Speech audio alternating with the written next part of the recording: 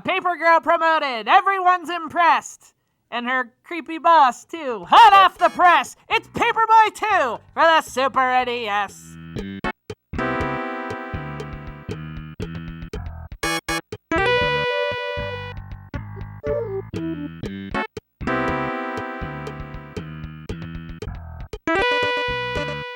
I've always had a thing for, old-time American culture. Especially from the 20s and 30s. I love the music. Annette Hanshaw had a voice that'd make your eyes starry. And I love the movies, too. Nosferatu, Caligari.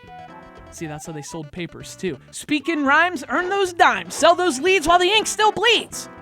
Unfortunately, there's none of that in Paperboy. You ride your bike around, and you throw papers.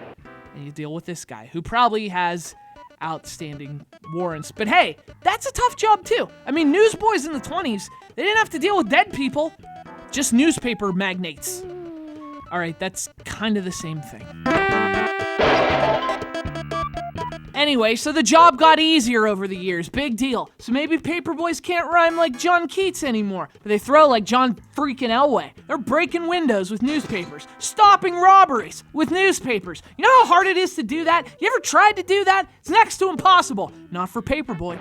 Or Papergirl. That's actually one of the cool things about the sequel. Paperboy 2 introduces Papergirl. Even though she doesn't play any different that I could tell. She does have a ponytail. And apparently, a skin condition. Little gold bond, clear that right up. Probably a coupon in this week's mailer. But they added more than just what may or may not be a severe case of rosacea. They also tweaked the design. This time you have to deliver to both sides of the street, as well as a couple different neighborhoods. And you can also take a friend along for the delivery route. So I guess business is booming. Probably won't last though, and that's because you can also screw with both sides of the street. And who's not gonna do that? You do all kind of fun stuff by throwing your papers at people. Probably not so good for business. But don't act like that's messed up. This whole town's messed up. People throw baseballs at you, and all their friends have gargoyles for lawn ornaments, moats for sidewalks, and MILFs for neighbors. All right, this town's awesome. But the game's not quite as awesome, though. It's good, it's fine, or whatever, but it's not considered as good as the original, or as classic. Even though, to be honest, I think I kind of prefer this one, personally. It's not quite as hard, it's a little easier to play. Still pretty tough, though. In fact, it can be a little frustrating from time to time.